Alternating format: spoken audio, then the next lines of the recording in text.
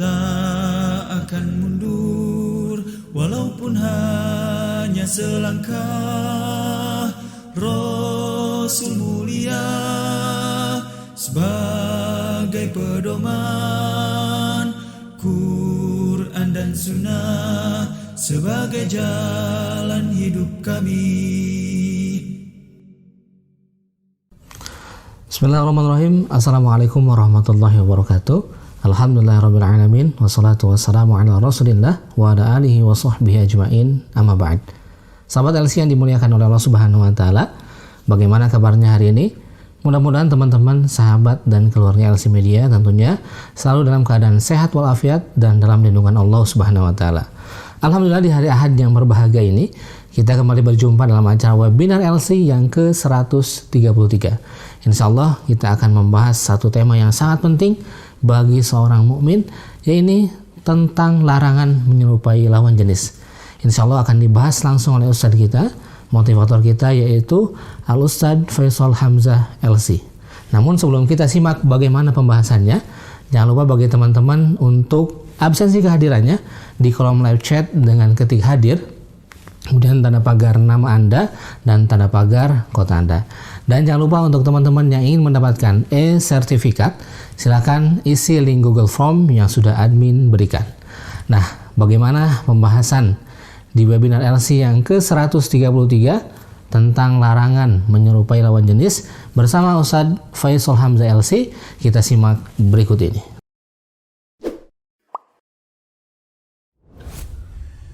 Bismillahirrahmanirrahim. Assalamualaikum warahmatullahi wabarakatuh. Alhamdulillahilladzi hadana lihada wa ma kunna linahtadiya laula an hadanallah. Asyhadu an la ilaha illallah wahdahu la syarika lah wa asyhadu anna Muhammadan abduhu wa rasuluh la nabiyya wa la rasula ba'dah. Allahumma shalli wa sallim wa barik ala nabiyyina Muhammadin sallallahu alaihi wasallam wa ala alihi wa sahbihi wa man tabi'ahum bi ihsanin ila yaumil qiyamah thumma amma ba'du. Kaum muslimin rahimakumullah, alhamdulillah, tidak bosan-bosannya kita memuji syukur kehadirat Allah Subhanahu wa Ta'ala atas segala limpahan karunia dan nikmat yang begitu banyak sekali yang telah Allah berikan kepada kita semua. Dan pada kesempatan yang berbahagia ini kita akan mencoba membahas satu pembahasan di dalam Islam yang ini cukup penting sekali untuk kita ketahui bersama. Kaum muslimin rahimakumullah, dalam surat Az-Zariyat ayat 49 Allah Subhanahu wa Ta'ala berfirman, A'udzubillahi minasyaitonirrajim, wa min kulli syai'in khalaqna zawjaini la'allakum tadhakkarun. Dan segala sesuatu kami ciptakan berpasang-pasangan supaya kalian mengingat, merenungi akan kebesaran Allah Subhanahu wa Ta'ala. Kita lihat di dalam ayat ini Allah menegaskan bahwa segala yang ada di alam semesta ini, terutama di muka bumi ini, Allah ciptakan berpasang-pasangan. Sebagaimana Ibnu Katsir rahimahullah ketika mentafsirkan ayat ini, beliau berkata bahwa setiap makhluk itu berpasang-pasangan. Artinya makhluk yang Allah ciptakan ya di alam semesta semuanya berpasang-pasangan. Ada langit, ada bumi, ada siang, ada malam, ada matahari, ada bulan, ada daratan, ada lautan, pun demikian ada terang, ada gelap, ada iman, ada kafir, ada kehidupan, ada kematian, ada sengsara, ada bahagia, ada surga, ada neraka, sampai hewan-hewan pun berpasang-pasangan. Pun demikian ada jin, ada manusia, ya. Di manusia ada laki-laki, ada perempuan, maksudnya seperti itu. Ada pula, kata Ibnu Katsir rahimahullah, pada tumbuhan itu ada jenis yang berpasang-pasangan. Intinya, Allah Subhanahu wa Ta'ala menjadikan makhluk yang ada di alam semesta ini pada umumnya semuanya berpasang-pasangan. Nah, apa hikmah Allah menciptakan mereka berpasang-pasangan? Ibnu Katsir rahimahullah melanjutkan keterangannya, lita'lamu annal khaliqa wahidun la syarikalah, agar kalian mengetahui agar kalian memahami bahwa Al-Khaliq, yaitu Allah Subhanahu wa Ta'ala, adalah wahidun, zat yang Maha Esa, yang tidak ada sekutu baginya. Jadi Allah Maha Esa, ya Maha Satu kita katakan, tidak ada sekutu baginya. Sedangkan makhluk yang Allah ciptakan keumumannya adalah berpasang-pasangan. Nah, kaum muslimin rahimakumullah, nah meskipun Allah Subhanahu wa Ta'ala menciptakan manusia berpasang-pasangan, artinya ada di sana laki-laki, ya, ada perempuan, namun tetap meskipun berbeda, ya, antara laki-laki dan perempuan, tetap mereka memiliki tujuan yang sama. Memiliki satu tujuan di dalam kehidupan ini, yaitu tidak lain adalah untuk menghamba kepada Allah, beriman kepada Allah, beramal soleh. Ini sama semuanya, memiliki kewajiban untuk beriman dan beribadah kepada Allah Subhanahu wa Ta'ala.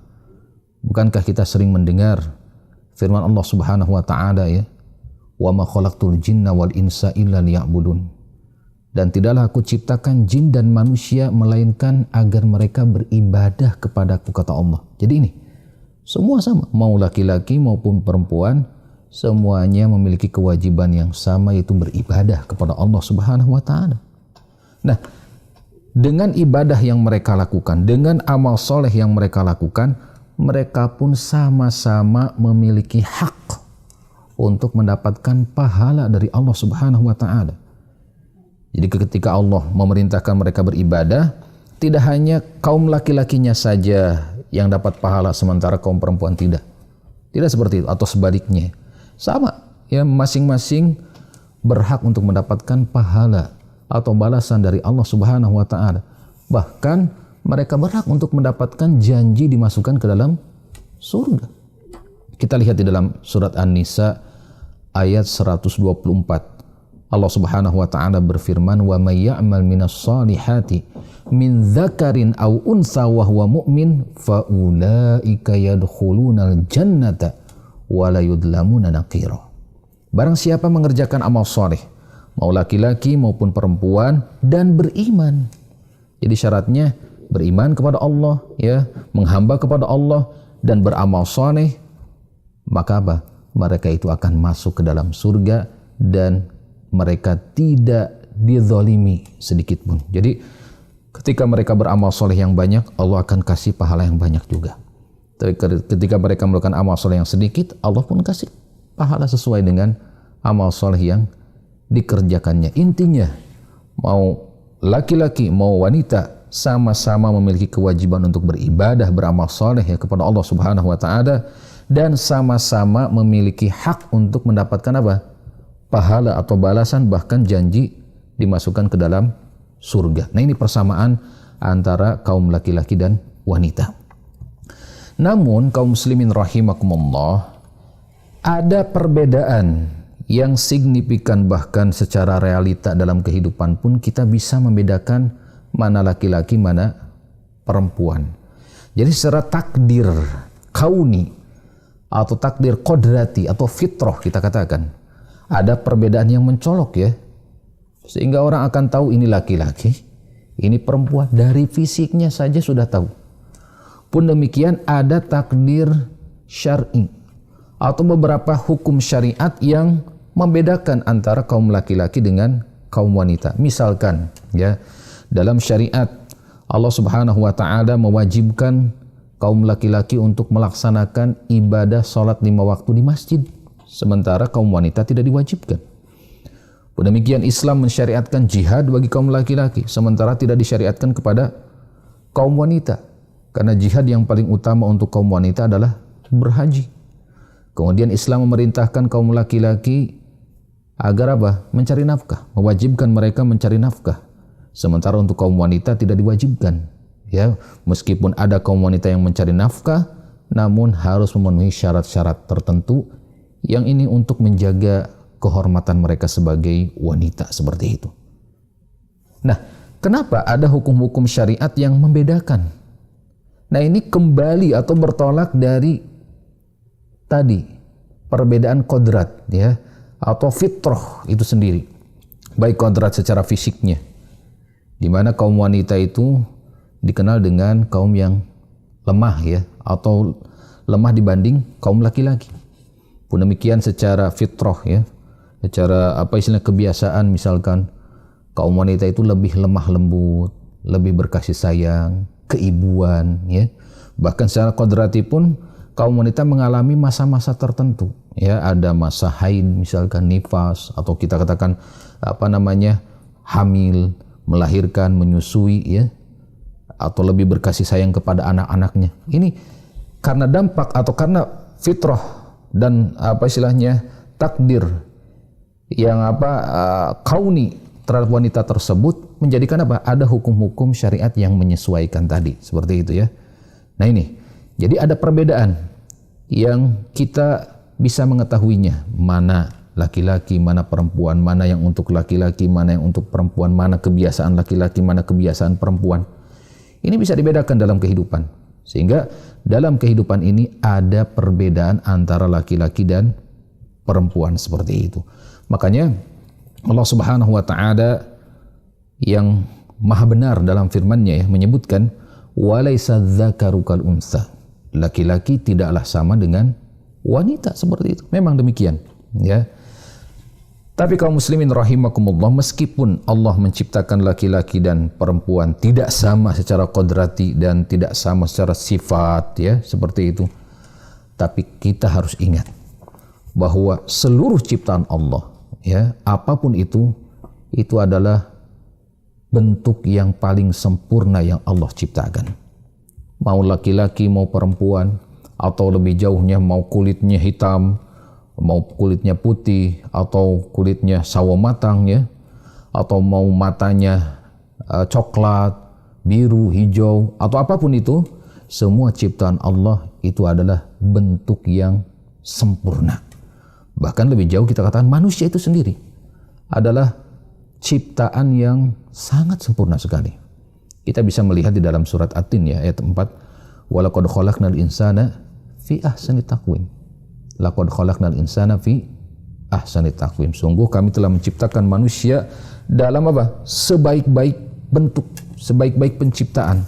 Sehingga manusia ini adalah makhluk yang paling sempurna dibanding makhluk yang lainnya, seperti itu. Nah, jadi kita lihat diri kita. Allah mentakdirkan kita laki-laki. Ini adalah ciptaan yang paling sempurna. Allah mentakdirkan seorang menjadi perempuan. Ini adalah ciptaan yang paling sempurna. Ya. Kenapa Allah menciptakan laki-laki dan perempuan? Ya, tidak semuanya laki-laki, tidak semuanya perempuan. Kita lihat di ayat yang lain, agar kita saling mengenal, agar kita saling melengkapi. Dan ini nikmat besar dari Allah Subhanahu wa taala. Dijadikan kita berbeda ya, ada laki-laki, ada perempuan. Coba kalau laki-laki semua, nggak bakal ada kehidupan, nggak bakal ada berketerusan, berkembang biak seperti itu. Tidak akan ada generasi setelahnya seperti itu. Pun demikian kalau semuanya kaum wanita sama. Di surat Al-Hujurat ayat ke-13 sering kita mendengar ayat ini ya. Ya ayuhan nas inna khalaqnakum min dzakari wa untha wa ja'alnakum syu'uban wa qabaila lita'arafu. Wahai sekalian manusia, sungguh kami telah menciptakan kalian dari seorang laki-laki dan seorang perempuan, dan kami jadikan kalian berbangsa-bangsa, bersuku-suku, agar agar kalian saling mengenal, saling melengkapi ya. Dengan adanya laki-laki dan perempuan mengenal, melengkapi, maka bertumbuh ya, berkembang, istilahnya memiliki keturunan seperti itu, sehingga menjadi sebuah keluarga, bahkan sebuah masyarakat, sebuah kabilah, bahkan nantinya sebuah negara seperti itu. Nah ini hikmah yang sangat besar sekali.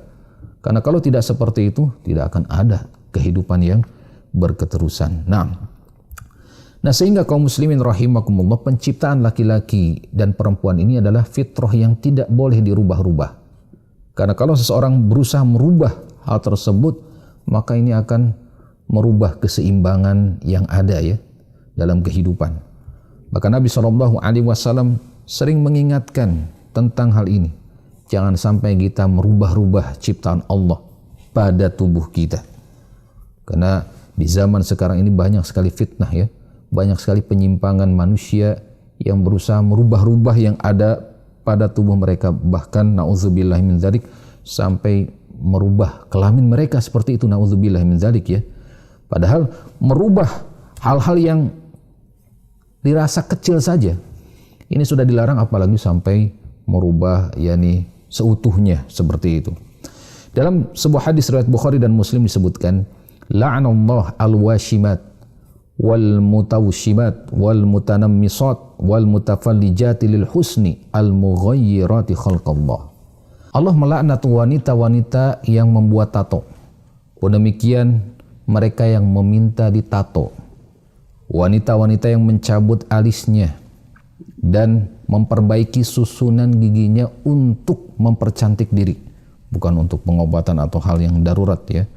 Yang mereka telah merubah ciptaan Allah. Hanya mencabut alis saja ini dilarang ya. Meminta ditato atau menato ya, ini adalah hal-hal yang dilarang yang akan mendatangkan laknat dari Allah Subhanahu wa taala. Maka tidak boleh ya seseorang atau seorang laki-laki merasa dirinya ini bukan tubuhnya, kadang seperti itu alasannya ya, sehingga menganggap dirinya adalah harusnya wanita, atau seorang wanita sebaliknya seperti itu. Tidak boleh ya, tidak boleh seseorang merasa dirinya bukan dirinya sendiri, merasa harusnya dia tuh wanita atau seorang wanita harusnya laki-laki seperti itu. Tidak boleh. Seorang yang beriman wajib menerima keadaannya. Inilah ciptaan Allah yang sempurna. Inilah ciptaan Allah yang maha baik ya, yang semuanya adalah untuk kebaikan kita semua. Wajib bagi kita untuk menerima semua keadaan ya. Dan subhanallah ya, betapa banyak orang yang tidak sadar akan nikmat hal ini ya, sehingga mereka lalai dan berusaha ya merubah fitrah tersebut. Na'udzubillah min dzalik. Nah, kaum muslimin rahimakumullah, agar fitrah ini tetap terjaga, laki-laki ya seperti halnya laki-laki keumuman, wanita seperti halnya wanita secara umumnya seperti itu, maka Islam melarang kita semua ya menyerupai lawan jenis. Islam melarang kaum muslimin dan kaum muslimat berusaha untuk menyerupai lawan jenisnya. Ini hal yang dilarang oleh Allah dan juga oleh Rasulullah Sallallahu Alaihi Wasallam. Kita lihat hadis-hadis yang menyebutkan tentang larangan ini agar kita bisa memahaminya dan menjauhi perbuatan menyimpang tersebut, yaitu apa? Berusaha menyerupai lawan jenis. Disebutkan dalam hadis riwayat Bukhari dari Ibnu Abbas radhiyallahu anhuma, Rasulullah sallallahu alaihi wasallam sebutkan di sini, la'ana Rasulullah sallallahu alaihi wasallam al-mutasyabbihina minar rijali bin nisa wal mutasyabbihati minan nisa'i birrijal. Rasulullah sallallahu alaihi wasallam melaknat laki-laki yang berusaha menyerupai wanita dan wanita yang berusaha menyerupai laki-laki. Ini dilaknat oleh Rasul ya. Demikian dalam riwayat Imam Ahmad, la'anallah kalimatnya. Allah melaknat. Kalau tadi kan Rasul. Allah melaknat di sini. Berarti Allah dan Rasulnya melaknat seorang laki-laki yang berusaha menyerupai wanita dan seorang wanita yang berusaha menyerupai laki-laki. Sedangkan ketika ada kalimat laknat dalam hadis atau dalam ayat Al-Quran, ini menandakan bahwa dosa ini bukan dosa biasa. Ya, ini dosa besar di sisi Allah Subhanahu wa taala. Makanya para ulama yang menyebutkan bahwa ketika dosa ada hukuman di dunia ya berupa rajam atau dicambuk dan sebagainya ya, atau ada ancaman di akhirat, atau adanya laknat dan kemurkaan, atau adanya peniadaan iman, maka ini menandakan bahwa dosa tersebut adalah dosa besar. Ya, ini wajib kita jauhi. Yaitu apa? Dosa menyerupai lawan jenis. Pun demikian dalam hadis yang lain riwayat Imam Baihaqi disebutkan, salasatun la yadkhulunal jannah. Ada 3 golongan yang tidak masuk surga, artinya diancam dengan tidak akan dimasukkan ke dalam surga. Yang pertama adalah al-aqu liwalidayhi, anak yang durhaka kepada orang tuanya. Wadayus, ya, seseorang yang dayus, yang tidak memiliki rasa cemburu ketika keluarganya berbuat maksiat. Warajilatun nisa, dan wanita yang menyerupai laki-laki, atau bahasa ininya apa? Tomboy, kita katakan seperti itu. Nah, ini diancam tidak akan masuk surga. Ngeri sekali ya perbuatan-perbuatan seperti itu. Bahkan Rasulullah SAW dalam hadis riwayat Bukhari menyebutkan bahwa beliau melaknat laki-laki yang bergaya wanita, wanita yang bergaya laki-laki, dan memerintahkan agar mereka dikeluarkan dari rumah. Ini sebutkan ya dalam hadisnya, agar mereka dikeluarkan dari rumah. Akhrijuhum min buyutikum. Keluarkan mereka dari rumah-rumah kalian. Nah, para ulama menyebutkan apa hikmah dikeluarkannya para penyimpang tersebut. Ini orang-orang yang berusaha menyerupai lawan jenisnya. Hikmahnya adalah agar mereka tidak menularkan ya kepada yang lainnya. Tidak menularkan penyakit tersebut, karena penyakit ini biasanya cepat menular sekali. Bahkan banyak sekali keburukan-keburukan yang terjadi akibat penyimpangan mereka. Ya, boleh jadi nama keluarganya tercemar, misalkan seperti itu, atau bahkan masyarakat itu sendiri tercemar gara-gara perbuatan segelintir orang yang ada di tengah-tengah mereka tersebut. Maka Nabi SAW memerintahkan agar mereka dikeluarkan. Atau kalau memang kondisinya tidak bisa seperti itu ya, karena tidak ada misalkan tempat pengasingan atau tempat yang membuat mereka jerak seperti itu, maka hendaknya mereka diobati ya psikologisnya, misalkan seperti itu, di tempat-tempat yang memang khusus untuk mengobati orang-orang yang menyimpang seperti itu. Nah, kaum muslimin rahimakumullah, Ibnu Hajar rahimahullah menjelaskan tentang hadis-hadis yang disebutkan tadi. Zahirul lafdi az-zajru 'anit tashabbuhi fi kulli syai'. Secara lafadznya hadis-hadis tadi ya, ini menyebutkan larangan terhadap perbuatan tasyabbuh, yakni menyerupai lawan jenis dalam segala hal. Jadi seolah-olah hadis ini menyebutkan gak boleh kita menyerupai lawan jenis kita dalam seluruhnya, dalam segala hal. Walakin urifa minal adillatil ukhra annal murad at-tashabbuh fi ziyyi wa ba'di sifati wal harakati wa nahwiha. Akan tetapi telah diketahui dari dalil-dalil yang ada, yang dimaksud larangan tasyabbuh kepada lawan jenis adalah dalam hal pakaian, dalam hal sifat-sifat, dalam hal gerakan-gerakan dan yang semisalnya. Jadi bukan la tasyabbuh fi umuril khair, bukan tasyabbuh atau menyerupai dalam kebaikan.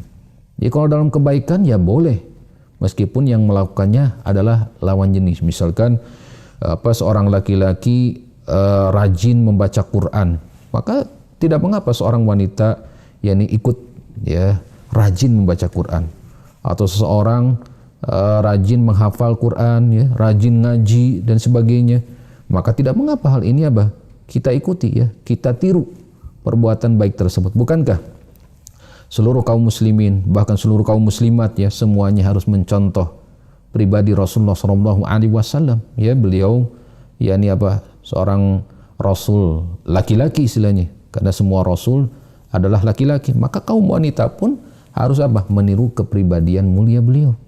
Jadi apapun yang baik, akhlak yang baik, pribadi yang baik, kebiasaan yang baik, maka boleh ya kita meniru mereka, meskipun itu berasal dari lawan jenis ya.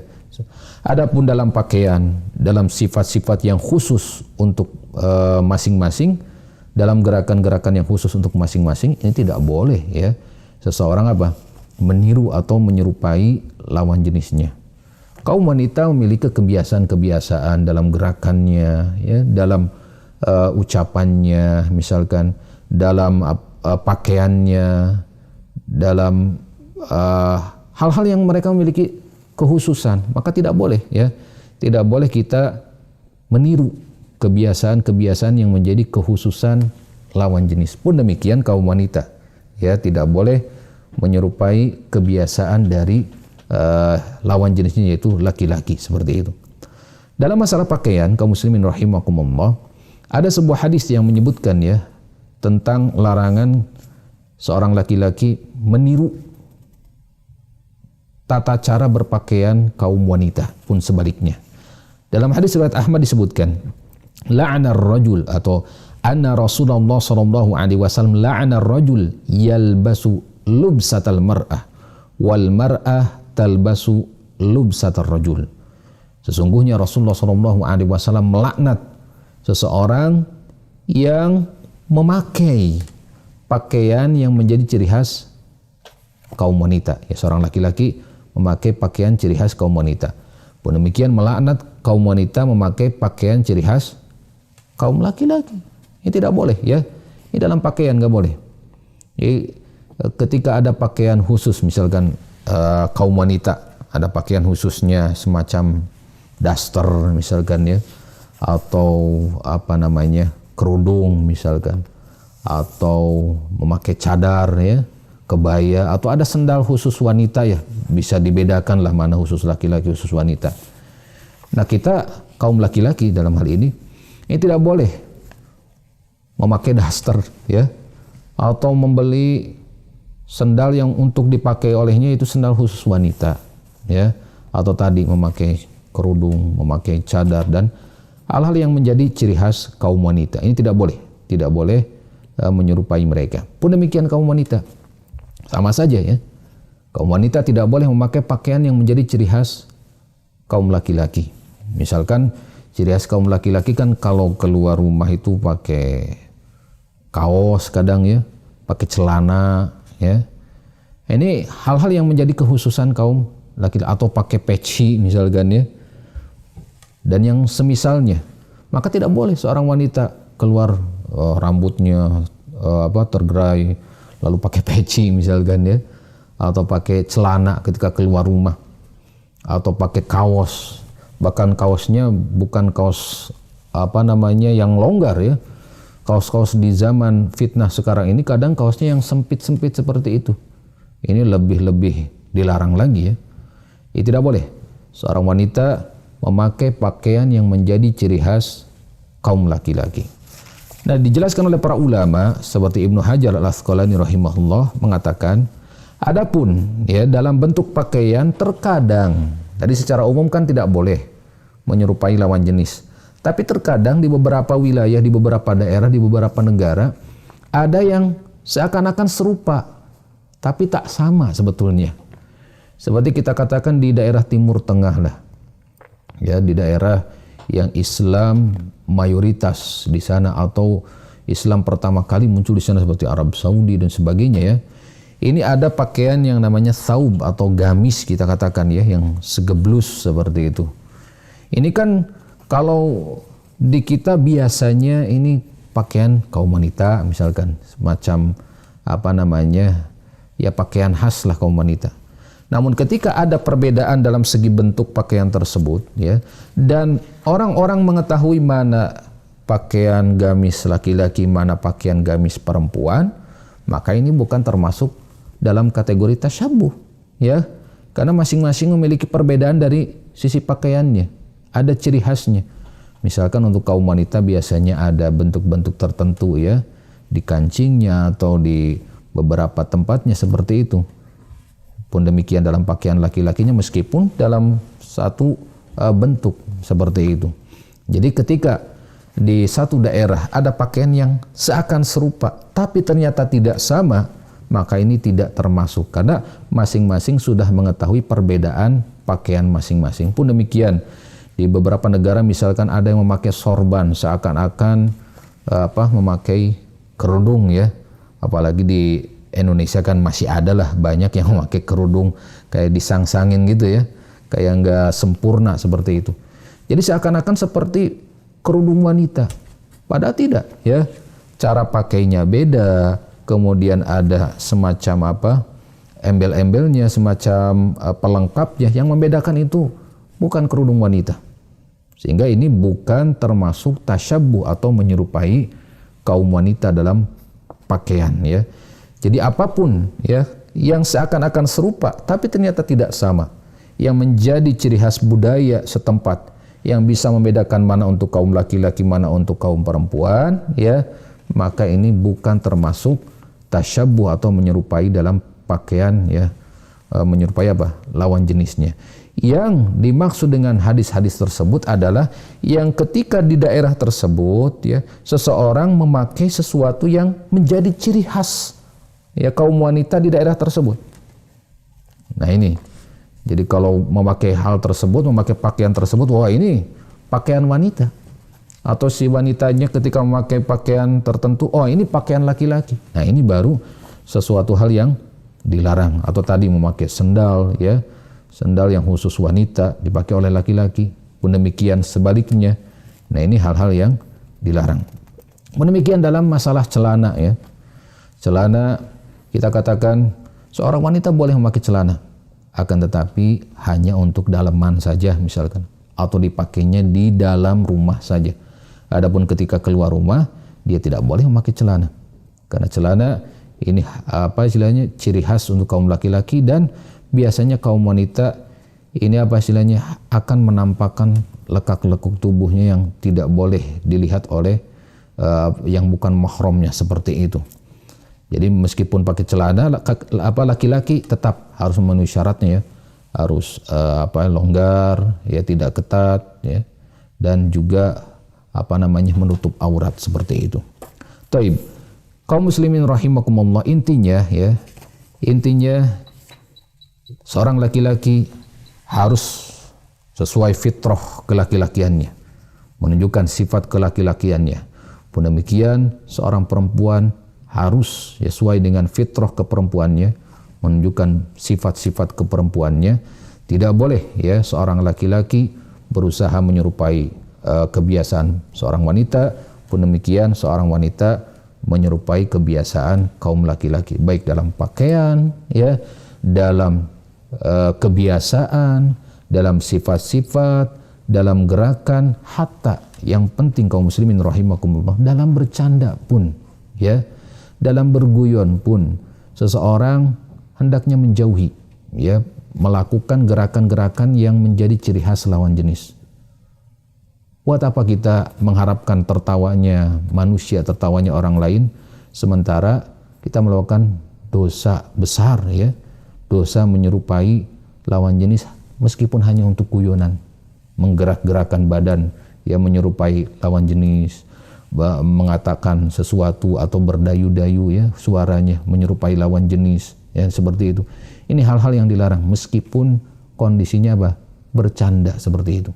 Apalagi di dalam hadis sebutkan, ya, bercanda plus dusta, ya, sudah meniru lawan jenis plus isinya adalah kedustaan. Ini lebih-lebih, selain mendapatkan laknat, juga termasuk orang yang wailun lah, ya, orang yang mendapatkan kebinasaan, celaka dunia dan akhirat, seperti itu. Taib, kaum muslimin rahimakumullah, mungkin ini yang bisa saya jelaskan pada kesempatan yang berbahagia ini. Mudah-mudahan bisa difahami. Mohon maaf bila ada kekurangan di dalam penjelasannya. Saya tutup dengan doa kafaratul majlis. Subhanakallahumma bihamdik, asyhadu an la ilaha illa anta, astaghfiruka wa atubu ilaik. Assalamualaikum warahmatullahi wabarakatuh. Siapa kita? Sahabat LC. Sahabat LC, cinta Islam selamanya. Taib, jazakallahu khairan katsiran kepada Al-Ustadz Faisal Hamzah LC yang sudah menyampaikan materi webinar yang ke-133 tentang larangan menyerupai lawan jenis. Mudah-mudahan kita bisa mengambil ilmu, faidah dan hikmahnya, dan bisa menerapkannya dalam kehidupan kita sehari-hari. Terima kasih juga kepada semua sahabat LC yang sudah mendukung terus program-program LC, di antaranya webinar dan program-program yang lainnya. Mudah-mudahan teman-teman yang share informasi ini bisa mendapatkan keberkahan dan pahala yang berlimpah dari Allah Subhanahu wa taala. Terima kasih, kita berjumpa di episode yang akan datang. Wassalamualaikum warahmatullahi wabarakatuh. Tak akan mundur walaupun hanya selangkah. Rasul mulia sebagai pedoman, Quran dan Sunnah sebagai jalan hidup kami.